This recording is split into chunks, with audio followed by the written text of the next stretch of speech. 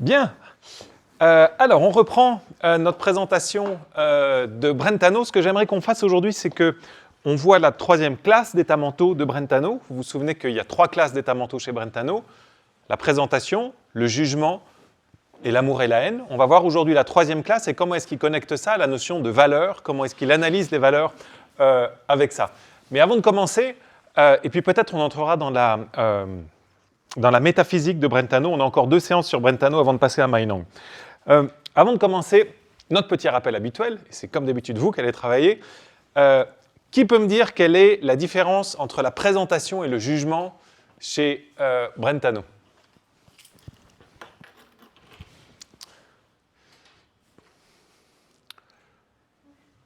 Oui, Anastasia, bonjour.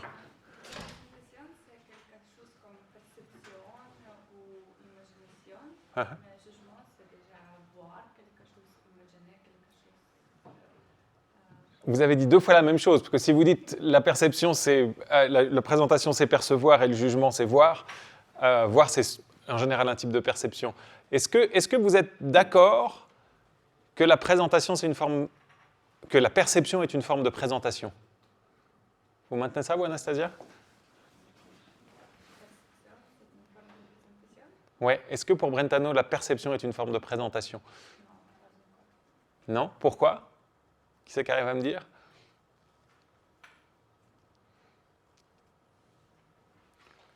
Qu'est-ce que c'est la perception? Présentation, jugement, amour et haine? On n'a que 3 types d'états mentaux chez Brentano. Donc tout ce qu'on peut trouver, en principe, doit tomber dans une de ces 3 cases. Donc la perception, vous êtes en train de m'entendre. Qu'est-ce que c'est?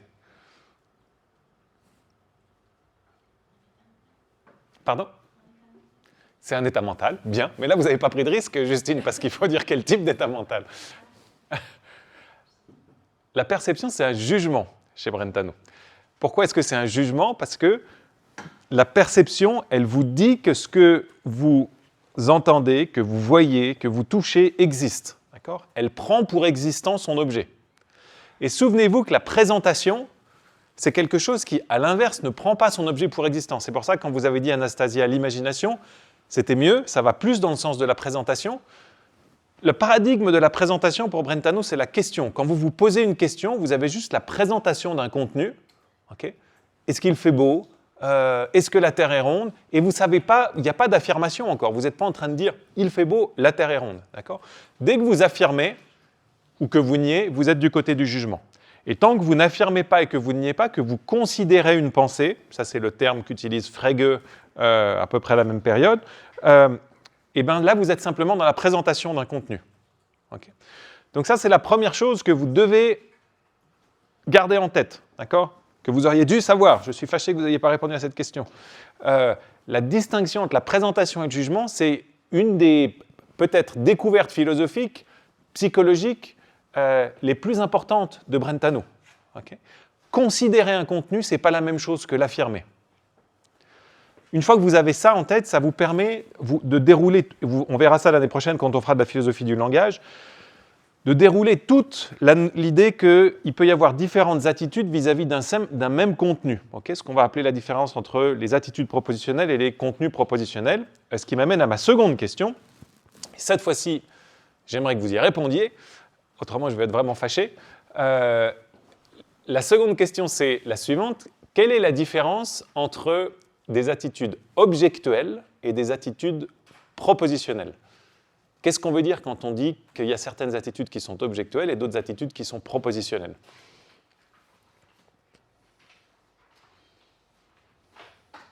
Vladimir. C'est la différence de croire que quelque chose et de croire en quelque chose. Oui, c'est bien. Vous arrivez à creuser un peu? Pourquoi est-ce qu'on parle objectuel, propositionnel? Je vais relire mes notes et je reviens. Gilles? On parlait de prénecteurs quand c'était je sais qu'il y a des prédicats objectuels et puis les prénecteurs quand... Qu'est-ce que c'est un prénecteur, vous vous souvenez? Alors là, vous partez presque trop compliqué, parce que je vous ai mentionné ce nom, je vais vous l'expliquer dans un instant, le réexpliquer. Mais pour commencer, la différence entre attitude objectuelle et attitude propositionnelle, c'est que les attitudes objectuelles, elles portent sur des... Et les attitudes propositionnelles, elles portent sur des... Bravo! Il faut commencer simple, d'accord? Autrement, vous prenez les pieds dans le tapis. Donc, elles portent sur des objets. Quand j'entends Vladimir, Vladimir, c'est un objet. Quand je vois la table, c'est un objet. Quand j'entends un son, le son, c'est un objet. Qu'est-ce qu'on entend par objet ici? Pas un truc, pas forcément quelque chose de tridimensionnel que vous pouvez tenir dans vos mains, mais simplement un objet au sens grammatical. Vous avez un complément d'objet, comme vous appreniez dans les cours de grammaire. Okay? Vous avez un complément d'objet, direct ou indirect, mais ça, typiquement, ça prend la forme d'un nom. D'accord? Je vois Jessica. Jessica, c'est un nom qui désigne une personne. Tandis que quand vous avez une attitude propositionnelle, le contenu de votre attitude, eh ben, il est désigné par, non pas un nom, mais par une proposition. Okay? Donc, je vois que Jessica prend des notes. Okay. Que Jessica prend des notes, vous voyez que ça, c'est une proposition, ce n'est pas un nom. Okay. Ce n'est pas la même chose que voir Jessica. Donc ça, c'est la grande distinction qu'il y a entre deux types d'attitudes, et ça traverse toute la philosophie du XXe siècle, du XXIe siècle, les attitudes qu'on appelle objectuelles et les attitudes propositionnelles. Okay. Voir Jessica, voir que Jessica prend des notes. Pourquoi est-ce que vous avez retenu ce nom, Gilles, prénecteur? Parce que quand vous avez deux utilisations du terme du verbe voir, par exemple. Donc les attitudes, typiquement, elles sont exprimées par des verbes. Vous avez un voir objectuel. Je vois Jessica. Olivier voit Jessica. Vous voyez que voir, dans cette phrase-là, il est complété par deux noms. Okay? Le verbe voir, il y a d'un côté Olivier, de l'autre côté Jessica. Donc avec deux noms, vous faites une phrase. Okay? Grammaticalement, une entité qu'on complète avec des noms pour faire des phrases, ça s'appelle un prédicat. Ici, un prédicat relationnel. Donc, voir, dans ce cas-là, c'est un prédicat, parce qu'il faut compléter par deux noms pour faire une phrase. Vous pouvez mettre n'importe quel nom et ça va vous faire une phrase complète, okay, ou expression nominale. Vous pouvez dire la table voit la lune, okay, c'est une phrase parfaitement correcte grammaticalement. Évidemment, c'est absurde psychologiquement, mais c'est une phrase fausse, mais grammaticalement, ça marche. Ça, c'est la propre d'un prédicat. Là, je fais vraiment un petit détour par la philosophie du langage, mais ça vous familiarise avec ces notions qu'on reverra l'année prochaine, ou que vous avez déjà vues pour certains d'entre vous. En revanche, quand vous utilisez « voir » comme une attitude propositionnelle, vous utilisez « voir que ». Okay? Olivier voit que, Jessica prend des notes. Okay? Voir que, ici, voit que, c'est complété d'un côté par un nom, donc ça c'est comme un prédicat, okay? Et d'un autre côté, c'est complété par une phrase, Jessica prend des notes. Okay? Et de ce côté-là, c'est comme un connecteur. Les connecteurs, c'est ce que vous étudiez en logique propositionnelle, et ou, si alors, ça connecte différentes phrases pour faire d'autres phrases. C'est pour ça qu'on parle de prénecteur, parce que c'est prédicat d'un côté et connecteur de l'autre côté. Ok, Gilles, vous voyez l'idée? Alors, ça, c'est pas du tout essentiel à notre introduction à Brentano. Ce qui est plus important, c'est ma troisième question de rappel, c'est une fois que vous avez cette distinction, est-ce que c'est clair pour tout le monde, la distinction entre attitude objectuelle et attitude propositionnelle? C'est bon? Donc vous voyez qu'à chaque fois que vous avez un terme mental, un verbe qui désigne une attitude mentale, vous pouvez vous poser cette question-là. Et il y a encore la question des infinitifs qui traînent comme voir Jessica sourire, vouloir manger quelque chose. Il y a encore les infinitifs qui sont peut-être une troisième catégorie. C'est vraiment une question compliquée, les infinitifs. Donc on oublie, nous, pour l'instant.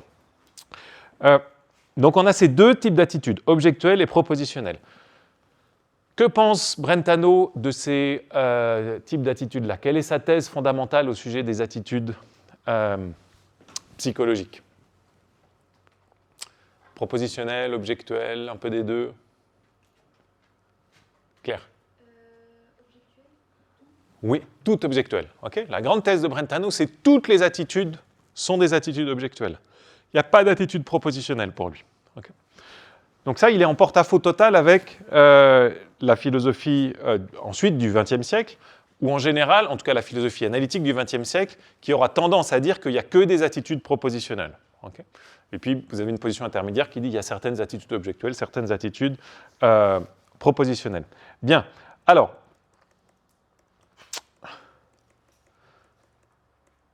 donc reprenez bien vos notes d'une séance à l'autre, qu'on puisse aller vite dans les rappels et que ça vous mette déjà un pied dans la suite, d'accord?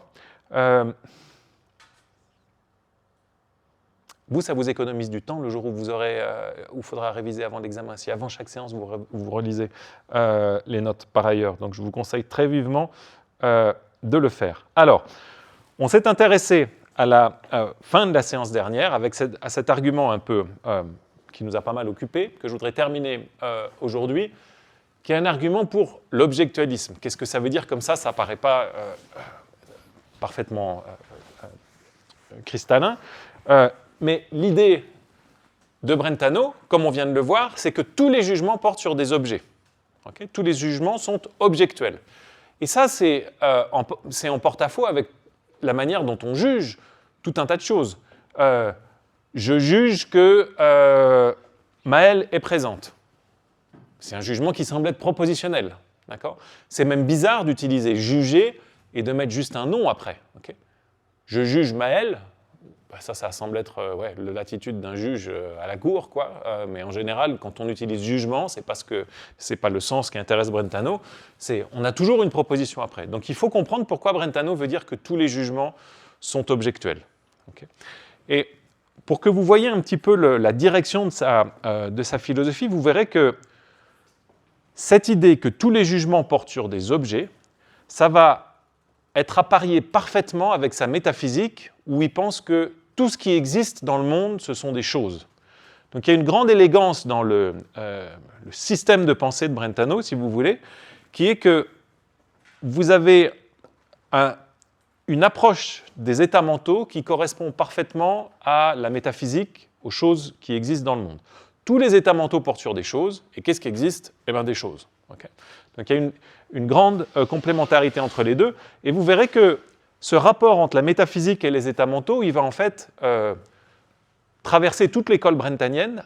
Après Brentano, vous verrez que chez Meinong, vous avez exactement le même type de problème, une réponse complètement différente, mais qui est, on a des états mentaux, on a des objets extérieurs, comment est-ce qu'on articule notre théorie des états mentaux avec les objets extérieurs ? Donc une articulation de questions psychologiques avec des questions métaphysiques.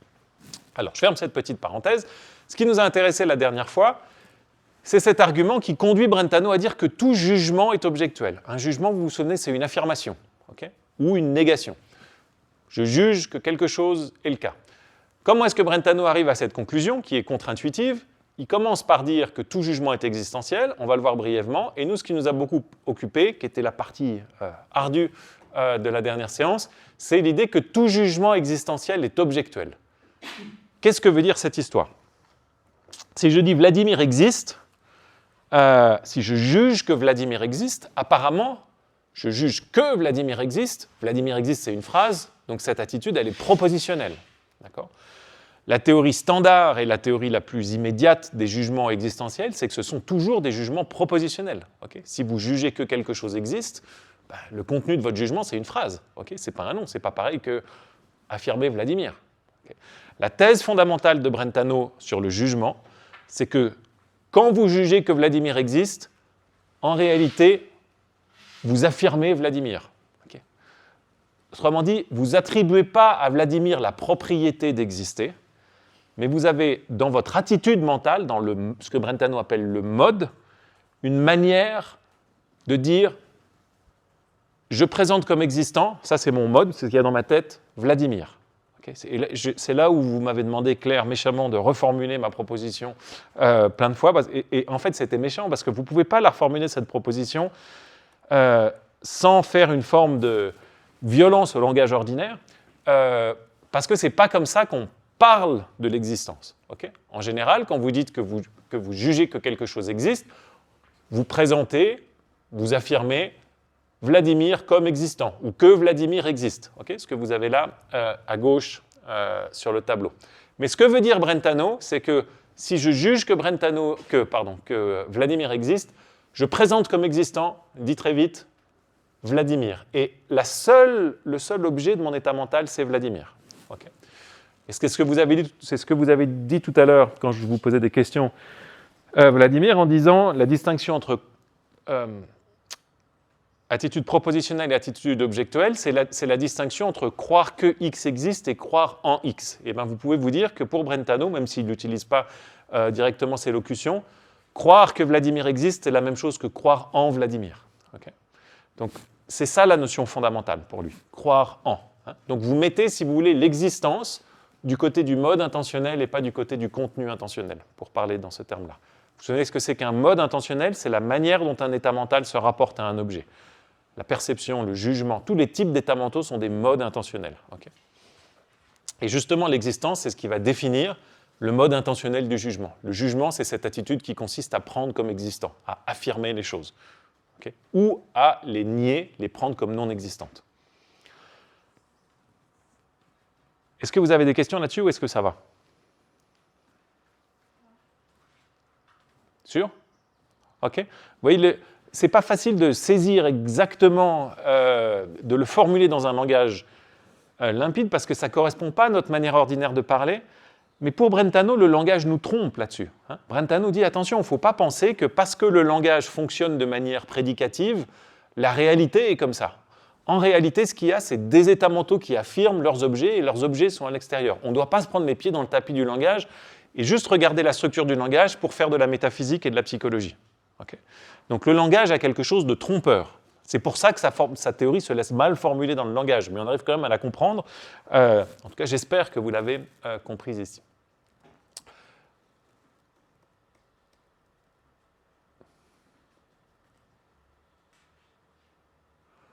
Je vous redis cette citation. Quand nous disons A est, donc je juge que A est, je juge que Vladimir existe, cette proposition n'est pas, comme beaucoup l'ont cru et le croient encore aujourd'hui, un jugement attributif dans lequel l'existence est, en tant que prédicat, unie à A en tant que sujet. Okay. Donc ça, c'est ce qu'on a envie de dire. Quand je dis Vladimir existe, j'attribue l'existence à Vladimir. Non, dit Brentano. L'objet reconnu et affirmé n'est pas l'union du caractère existence à A, c'est A lui-même. J'affirme Vladimir. Okay. De même, quand nous disons A n'est pas, ce que nous nions n'est pas l'attribution de l'existence à A, ce n'est pas à l'inverse la liaison du caractère existence avec A, c'est A lui-même. Donc si je dis Dieu n'existe pas, je ne suis pas en train de dire Dieu n'exemplifie pas la propriété d'exister, je suis en train de nier Dieu, okay, rejeter Dieu.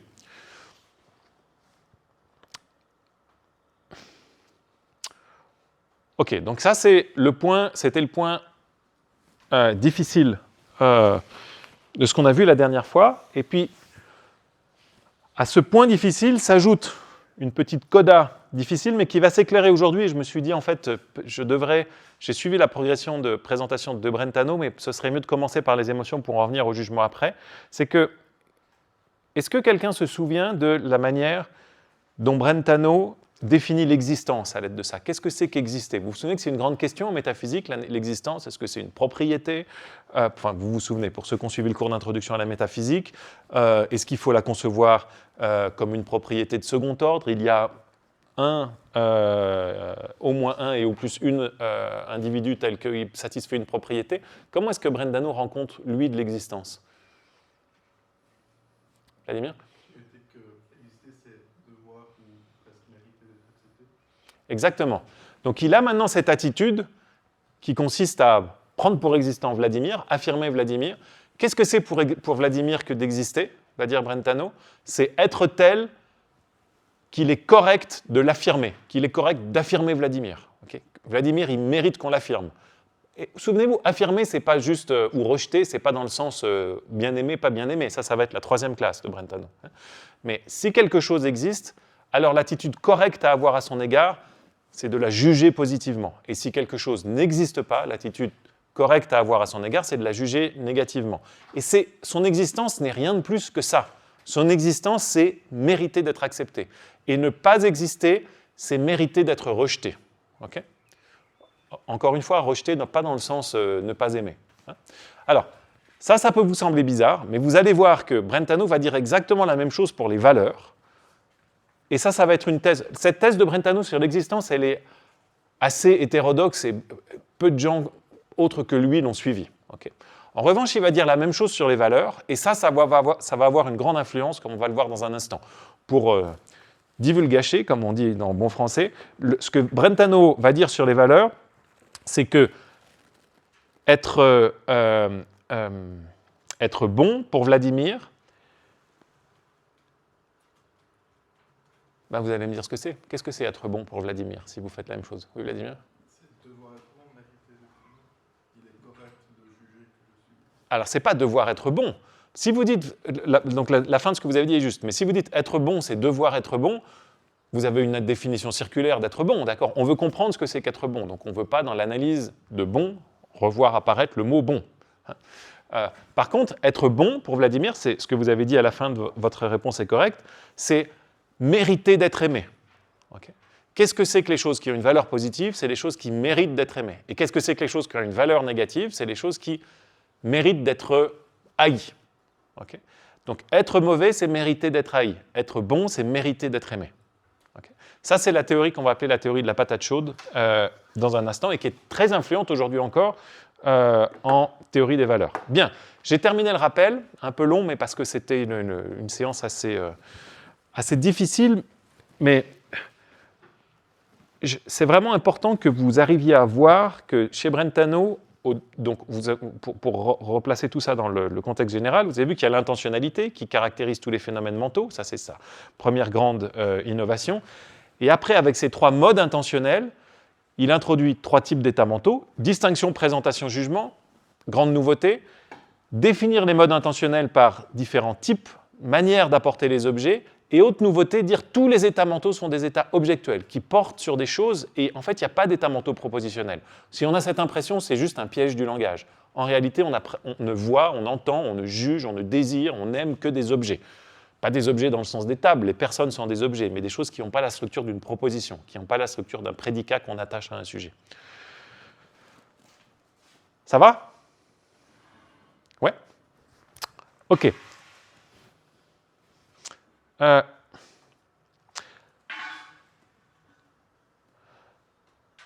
Donc, on a vu la deuxième prémisse la dernière fois. Pourquoi est-ce que, donc de cet argument pour l'objectualisme, pourquoi tout jugement existentiel est objectuel? Ben maintenant, vous le voyez, quand je juge que Vladimir existe, j'affirme Vladimir, je crois en Vladimir. Donc c'est un jugement existentiel, ça ressemble à un jugement propositionnel, mais en fait, c'est un jugement objectuel, dans le sens où il n'est pas propositionnel. Okay. Donc, ça, on a vu la deuxième prémisse, et ce qu'il nous reste à voir, et ce sera plus rapide, c'est de dire, ok, pour arriver à ces fins, Brentano, donc que tout jugement est objectuel, Brentano doit encore montrer que tout jugement est existentiel. Et ça aussi, ça semble bizarre. Hein. Vous voyez, l'argument, il est valide, je pense que ça vous saute aux yeux, c'est un modus ponens, tout jugement est existentiel est objectuel, donc tout jugement est objectuel. Est-ce que tout jugement est existentiel? Est-ce que vous arrivez à penser à des jugements qui ne sont pas existentiels? Je vous ai déjà demandé la dernière fois, mais exemple de jugements qui ne sont pas existentiels. Un jugement existentiel, c'est quoi? Vladimir? Ok, un jugement existentiel, c'est un jugement qui tient quelque chose pour existant. Ok? Là-dessus, on est bon. Alors, donnez-moi des jugements qui ne sont pas des jugements existentiels maintenant. Giacomo? Une question, ce n'est pas un jugement. Une question, ça correspond à une présentation, souvenez-vous. Hein. On n'affirme pas une chose dans une question. On la considère seulement, si vous voulez. On considère une pensée sans l'affirmer. Alors, des jugements qui ne sont pas existentiels, Vladimir? Il fait beau. Exactement, il fait beau. Vladimir pose une question, Julie sourit. Tout ça, c'est des jugements qui ne sont pas existentiels, d'accord? Je suis en train d'affirmer des choses, mais je ne suis pas en train d'affirmer l'existence d'une chose, apparemment. D'accord? L'arbre est grand, la souris court, tous les jugements bien plus ordinaires. On fait peu de jugements existentiels explicitement au quotidien. Brentano va dire, en réalité, tous les jugements sont existentiels. Alors, comment est-ce qu'il fait ça? Les citrons sont jaunes, je vous ai mis là. C'est aussi un jugement, apparemment, on ne vous parlez pas d'existence quand vous dites les citrons sont jaunes. Okay. Donc, pour Brentano, je vous l'ai dit, la prédication, le fait d'attribuer jaune à citron, de la même façon qu'attribuer l'existence à Vladimir, c'est un accident du langage qui ne reflète aucune réalité psychologique. Comment est-ce qu'on va comprendre alors les citrons sont jaunes? Eh bien, il va avoir une petite reformulation, il va faire une analyse, ou ce qu'on appelle aujourd'hui une paraphrase. Il va dire, quand vous jugez que les citrons sont jaunes, en réalité, ce que vous dites, c'est qu'il n'existe pas de citrons non jaunes. Okay. C'est un petit détour, mais vous voyez que citrons sont jaunes, ça veut dire que tous les citrons sont jaunes. Ce que vous dites, c'est qu'il n'existe pas de citrons non jaunes. Et en réalité, il va faire ça avec tous les jugements. Quand vous dites quel homme est malade, vous dites il existe un homme malade. Quand vous dites aucune pierre n'est vivante, vous dites il n'existe pas de pierre vivante. Quand vous dites tous les hommes sont mortels, vous le dites il n'existe pas d'homme non mortel. Et quand vous dites quel homme n'est pas savant, vous dites il existe un homme non savant. Ce qui est important, c'est que vous avez le « il existe » à chaque fois. Okay, là, on est en train de montrer que tous les jugements sont des jugements existentiels. Vous voyez qu'ici, vous n'avez pas de notion d'existence, et Brentano dit, en fait, tous les jugements sont existentiels. Et une fois que tous les jugements sont existentiels, ben, il dit, oui, l'existence, ça fait partie du mode du jugement, ça c'est ce qu'on a vu précédemment, c'est affirmer quelque chose. Okay, donc tous ces jugements consistent dans affirmer un objet. Qu'est-ce que c'est que de dire « quel homme est malade » C'est affirmer cet objet, un homme malade. Qu'est-ce que c'est que de dire « aucune pierre n'est vivante » C'est rejeter un objet. Okay, donc vous vous souvenez que le jugement, il a deux pôles, accepter et rejeter. C'est rejeter les pierres vivantes. Qu'est-ce que c'est que de dire que tous les hommes sont mortels? C'est rejeter les hommes non mortels. Et qu'est-ce que c'est de dire que quel homme n'est pas savant? C'est accepter un homme non savant. Okay, donc vous avez toujours acceptation et rejet qui portent sur des objets. Vladimir, vous froncez les sourcils. Non, c'est juste que je pense à mon exemple de Il fait beau. Ouais. Comment est-ce qu'on pourrait le paraphraser? Ah oui. C'est un jour beau. Ouais, c'est parce que il fait beau, alors ça a intéressé beaucoup les linguistes. Le il de il fait beau, c'est un drôle de sujet en fait. C'est pas vraiment un sujet, c'est pas il, lui là-bas fait beau, c'est pas ça. Il fait beau en général, il faut le reformuler en à un certain endroit, à un certain moment, le temps est beau. Okay, donc si vous dites il fait beau, vous affirmez un moment ou un endroit où il fait beau. Je pense que c'est comme ça que devrait dire Brentano.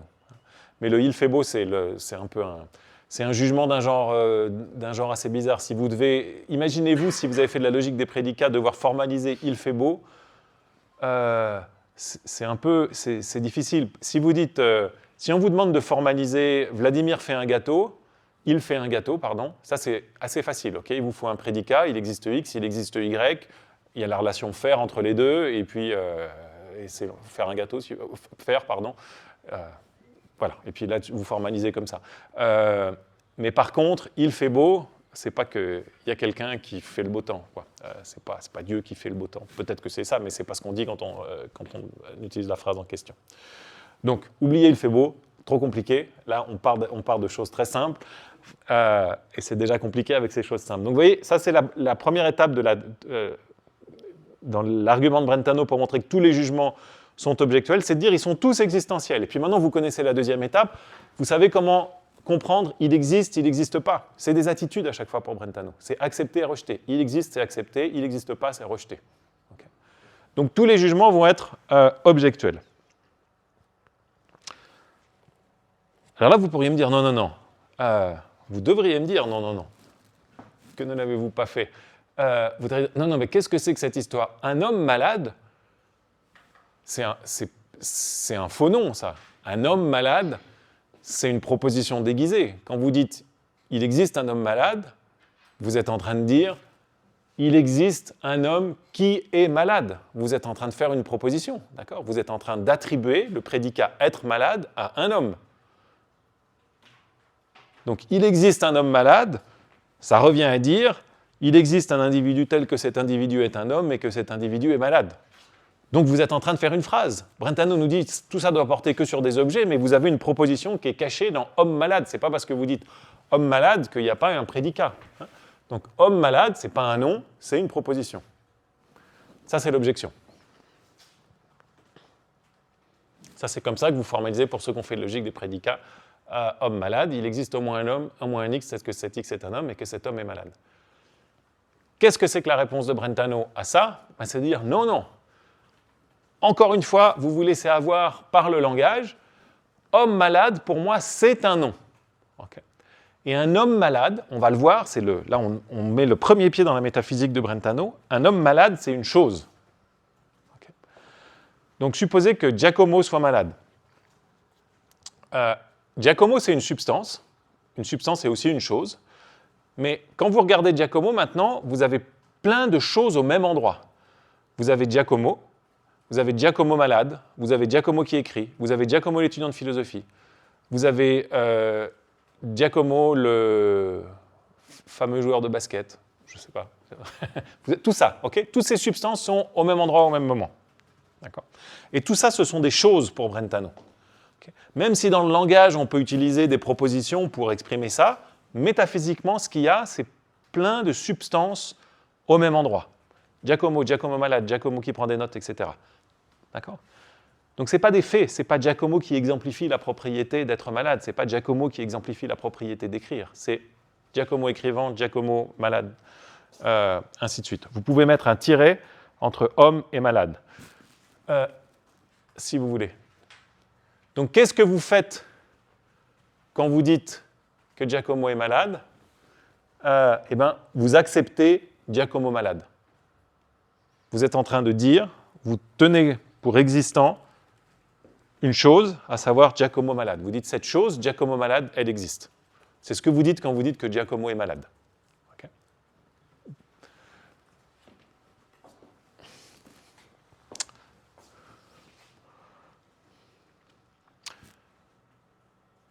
Alors vous pouvez dire qu'est-ce que c'est que cette chose étrange, Giacomo malade, et quelle est la relation entre Giacomo malade et Giacomo? Okay.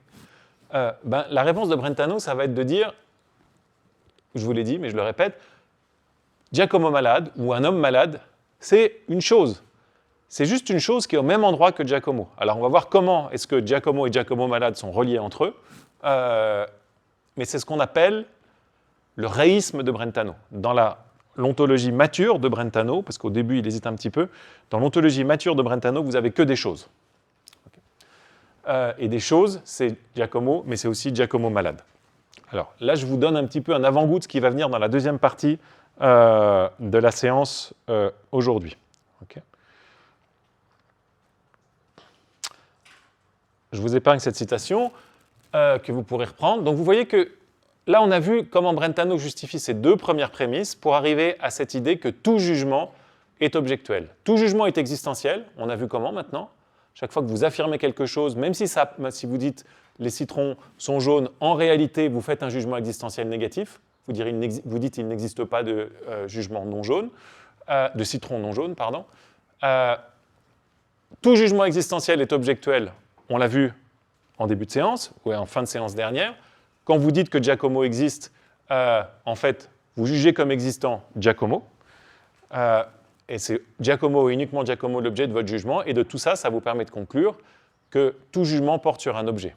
Vous pouvez vous dire pourquoi faire si long, pourquoi partir de si loin avec ces deux prémices compliquées, juste pour arriver à cette conclusion un peu plop que tous les jugements portent sur des objets. Okay. Alors, il y a deux raisons au moins à ça.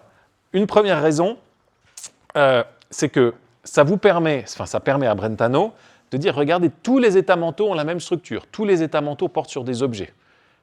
Il n'y a pas de distinction entre les états mentaux propositionnels et les états mentaux objectuels. Donc il y a un intérêt, une forme, ce qu'on appelle parfois une économie ontologique. D'accord. Et le deuxième intérêt que ça a, c'est que ça ouvre la voie, ça ouvre une autoroute à la métaphysique de Brentano qui va dire tous les états mentaux portent sur des objets, et qu'est-ce qu'il y a dans la réalité? Il n'y a que des objets, okay, des choses en l'occurrence. Donc tout ça, ça s'articule très bien ensemble. Alors on va voir sa métaphysique tout à l'heure. Avant de clore la théorie du jugement de Brentano et de passer aux émotions, ce qui devrait sans doute être un peu plus intuitif. Il y a une critique qui vaut la peine d'être mentionnée d'un élève de Husserl, donc Husserl qui était lui-même un élève de Brentano, donc on est toujours dans le cadre de cette école brentanienne qui est très féconde, qui s'appelle Adolf Reinhardt, un philosophe remarquable qui est mort très jeune, et qui a laissé quelques écrits admirables, et notamment un texte sur le jugement, où Reinhardt fait à Brentano l'objection suivante. Il dit en fait, tu oublies une distinction. Ce que tu appelles jugement, ça peut être soit ce que nous on appelle la certitude ou la conviction, certitude ou conviction intime, donc c'est quelque chose d'interne, vous êtes sûr que quelque chose est le cas. Okay. Ça a une extension temporelle et ça s'oppose au doute ou à la supposition. Okay. Donc vous êtes sûr que que peu importe. Vous êtes sûr qu'il y a un lac devant la faculté, mais vous doutez que l'eau soit assez chaude pour déjà s'y baigner. Donc ça, c'est la distinction entre la certitude et le doute. Et puis de l'autre côté, dit Reinhardt, il y a l'affirmation. L'affirmation, elle est ponctuelle, elle n'est pas étendue dans le temps. Typiquement, c'est un acte de langage. Okay, si vous affirmez quelque chose, vous bougez la bouche, et normalement quelqu'un l'entend. Et ça, ce n'est pas susceptible de degré. C'est ça qui est beau dans la distinction de Reinhardt, c'est dit, vous pouvez être plus ou moins sûr de quelque chose. Okay, vous pouvez envisager n'importe quoi. Est-ce que Dieu existe? Vous pouvez être plus ou moins sûr qu'il existe. Si vous avez une foi chevillée au corps, vous êtes sûr que Dieu existe. Vous pouvez dire, ouais, moi, peut-être qu'il existe, mais des fois, ça m'arrive de douter, ou vous pouvez dire, je suis sûr qu'il n'existe pas. Okay, donc, dans tous les cas, vous avez des degrés de certitude ou de conviction. Mais pensez maintenant, donc ça, c'est le premier sens de jugement, dit Reinhardt. Mais il y a un autre sens de jugement, dit-il, qui est le jugement comme un acte social, un acte de langage, peut-être parfois un acte interne, mais laissons cette question-là de côté ici, qui consiste juste à juger que quelque chose est le cas. Et ça, quand vous le faites, vous ne pouvez pas juger à différents degrés, vous ne pouvez pas juger plus ou moins fort. D'accord ? Le jugement n'a pas de degré, et c'est un acte instantané. Okay ? Vous jugez maintenant que Anastasia est perplexe. Vous le jugez, boum. Ça m'a pris 2 secondes de juger ça. D'accord ? Par contre, ce jugement, il peut s'accompagner de la certitude intime et longue que Anastasia est perplexe. Okay ? Mais le jugement lui-même, c'est un acte instantané, tandis que la certitude, elle est étendue dans le temps. Et par ailleurs, la certitude, elle a différents degrés, vous pouvez être plus ou moins sûr, mais vous ne pouvez pas plus ou moins juger. Okay ? Alors, ça c'est un très beau texte de Reinhardt qui va ouvrir tout un tas de questions, et vous avez aujourd'hui un champ de recherche qu'on rejoint un certain nombre d'épistémologues qui consiste, donc les épistémologues, vous savez, c'est ceux qui s'occupent de comprendre les choses qui ont trait à la connaissance, et il y a une partie de l'épistémologie qui repose sur des distinctions comme celles qu'on est en train de voir là, autrement dit sur une psychologie descriptive des états épistémiques. Qu'est-ce qui distingue la certitude de la croyance, du jugement, du doute, des questions, toutes ces choses-là. Donc ce que fait Brentano ici, c'est qu'il ouvre un programme de recherche qui va être très fécond et qui reste très actif aujourd'hui. Si vous vous intéressez à la connaissance, vous devez être au clair sur toutes ces distinctions subtiles entre les différents états mentaux que vous avez ici, et ceux qui, notamment, s'accompagnent de degrés et ceux qui ne le font pas. Bien. Alors, est-ce qu'il y a des questions sur la théorie brentanienne du jugement, que j'aurais voulu finir la dernière fois, que je finis enfin maintenant? Ça va? Donc, 3 classes d'états mentaux chez Brentano. La présentation, on l'a vu. Le jugement, on l'a vu. Et on passe maintenant à la 3e classe, qui est la classe de ce que Brentano appelle l'amour et la haine, le sentiment.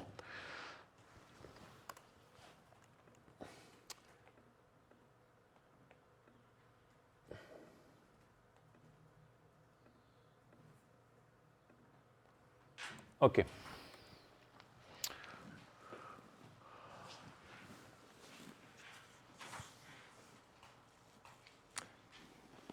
Alors, si vous lisez les philosophes modernes, Descartes, Locke, typiquement, et nous encore aujourd'hui, vous avez une distinction entre, dans les états mentaux qui restent, entre les émotions d'une part et les désirs d'autre part.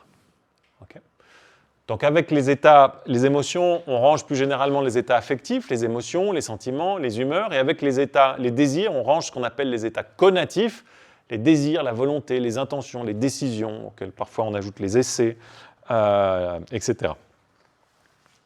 Alors, qu'est-ce qu'on fait quand on fait cette distinction-là? Typiquement, on dit les états conatifs, comme les désirs, etc., ils sont plus directement liés à l'action que ne le sont les états affectifs. Si vous désirez faire quelque chose. Si vous avez l'intention de faire quelque chose. Si vous admirez quelqu'un ou un tableau, ça ne vous conduit pas directement à agir ou à vouloir faire quelque chose. Indirectement, vous pouvez dire, oui, parce que j'admire le tableau, je veux retourner le voir. Okay. Là, vous voyez que vous passez d'un état affectif à un état conatif. Donc, en général, on a envie de distinguer ces 2 types d'états. Et une des originalités de Brentano, c'est de dire, non, moi je pense que c'est une erreur de distinguer entre les émotions d'une part et les désirs d'autre part, entre les états affectifs d'une part et les états conatifs d'autre part. Donc la troisième classe, les sentiments et la volonté, relèvent de cette troisième classe. Alors pourquoi est-ce que Brentano dit ça? Pourquoi est-ce que Brentano refuse cette distinction qui était bien établie? Et pourquoi est-ce qu'il veut les mettre ensemble?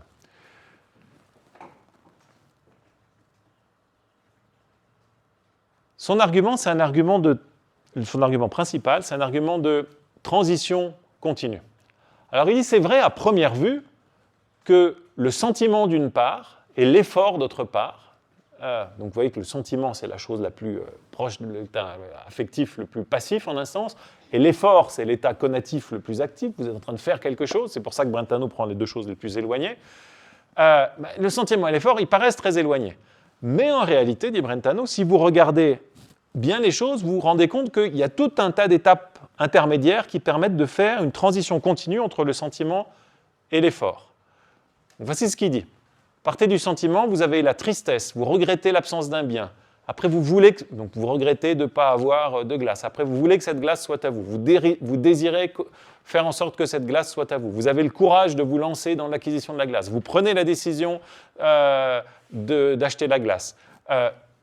Cette transition, ce type de transition-là, dit Brentano, ils sont parfaitement continus. Vous partez d'un sentiment pour arriver vers l'action. Okay? Et l'argument fondamental de Brentano, c'est de dire, mais pourquoi est-ce qu'on couperait cette suite de pas psychologiques en deux? Si on coupe, il faut couper en autant d'états mentaux que ce qu'il y a là, et ça nous amène trop loin. Donc il faut prendre tout ça comme un seul type d'états mentaux. Donc si vous vouliez mettre les sentiments, par exemple, de plaisir et de douleur, et d'une part, et les actes de volonté dans deux classes séparées, alors il faudrait aussi mettre les décisions dans une classe séparée, avoir le courage d'essayer dans une classe séparée. Il faudrait pour chacune de ces étapes intermédiaires construire une classe d'état mentaux propres. Or ça en ferait trop, dit Brentano, donc il faut mettre tout ça dans une seule et même classe. Okay.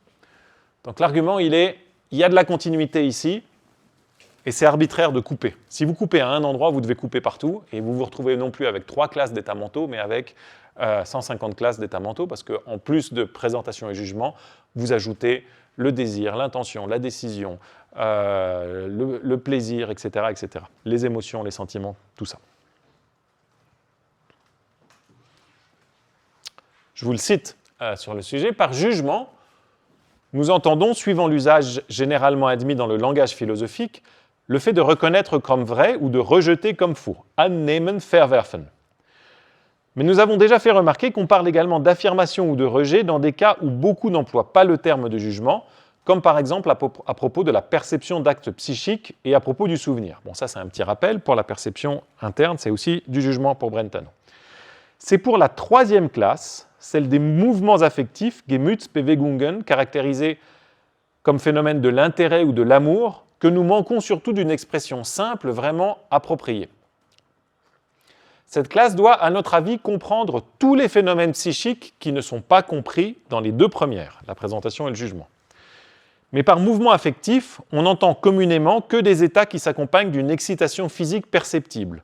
La colère, l'angoisse, le désir ardent sont évidemment des états affectifs, mais avec l'extension générale que nous lui donnons, cette appellation s'appliquera même à tout souhait, à toute décision, Entschluss, à toute intention.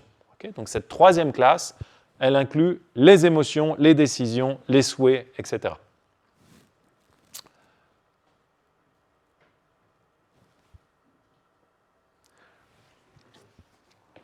Bien, donc on a cette troisième classe d'états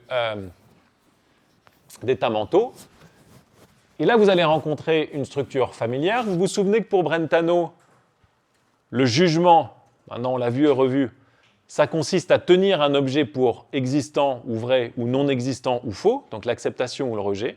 Et bien le sentiment, va dire Brentano, tous les états mentaux de cette troisième classe consistent à tenir un objet pour bon ou à le tenir pour mauvais. Donc aimer, c'est tenir un objet pour bon, et haïr, c'est tenir un objet pour mauvais. Okay.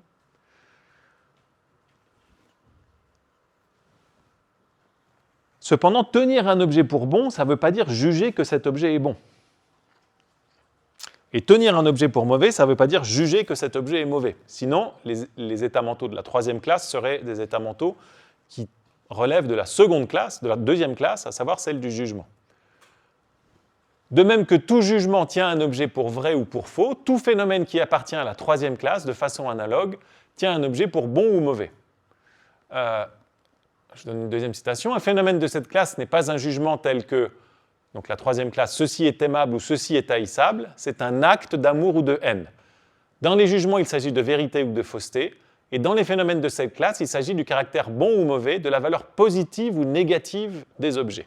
Ça, c'est ce que vous devez retenir, principalement.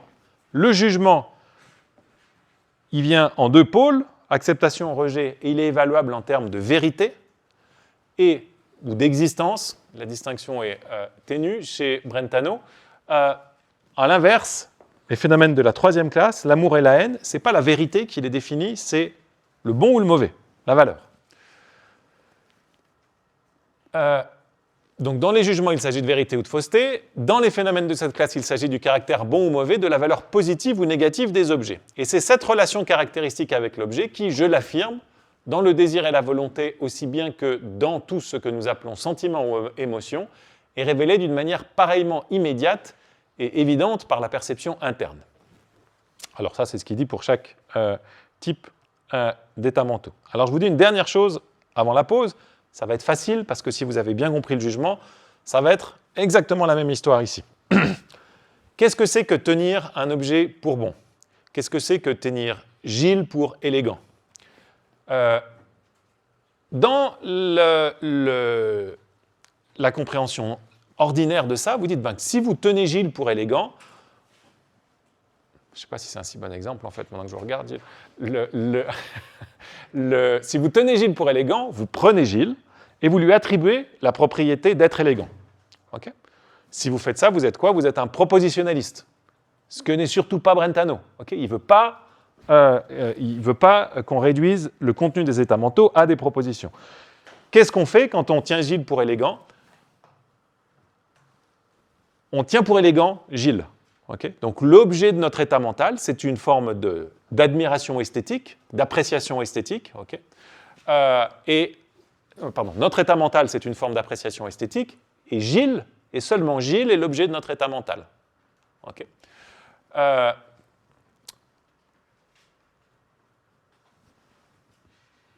Donc, si vous êtes propositionnaliste, vous allez mettre la valeur, ici l'élégance, du côté du contenu, de ce qui est représenté. Ça, c'est ce qu'on fait la plupart du temps. C'est ce qu'on appelle parfois les théories perceptualistes des émotions. Qu'est-ce que c'est une théorie perceptualiste des émotions? C'est une théorie qui dit avoir une émotion, c'est représenter quelque chose comme ayant une certaine valeur. Okay? Donc, mon appréciation esthétique de Gilles se réduirait au fait que je perçoive l'élégance de Gilles. Ça, ce n'est pas ce que veut faire Brentano. C'est ce que fera Meinong, on le verra, mais Brentano ne veut pas faire ça.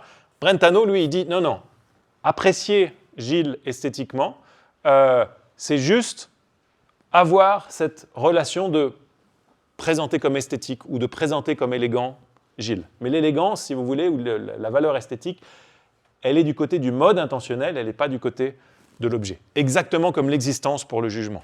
Okay.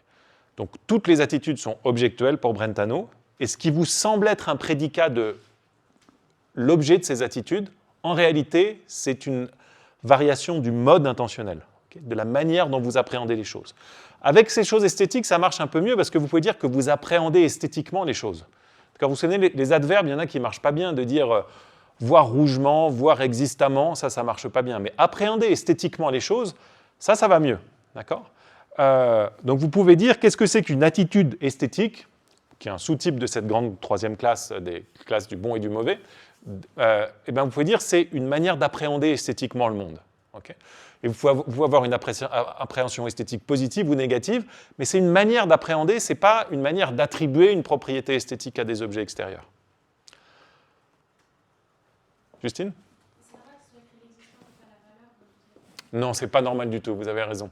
La valeur est placée du côté du mode. J'ai fait copier-coller de ma diapo et je n'ai pas tout changé. Je corrige ça tout de suite pendant la pause. On prend 10 minutes et on reprend à écart. Réfléchissez à si vous avez des questions, parce que C'est dur à bien expliquer ces passages de Brentano. Donc s'il y a des choses qui vous échappent encore, on prend 2 minutes au retour de la pause pour que vous posiez vos questions. Donc on reprend à 15.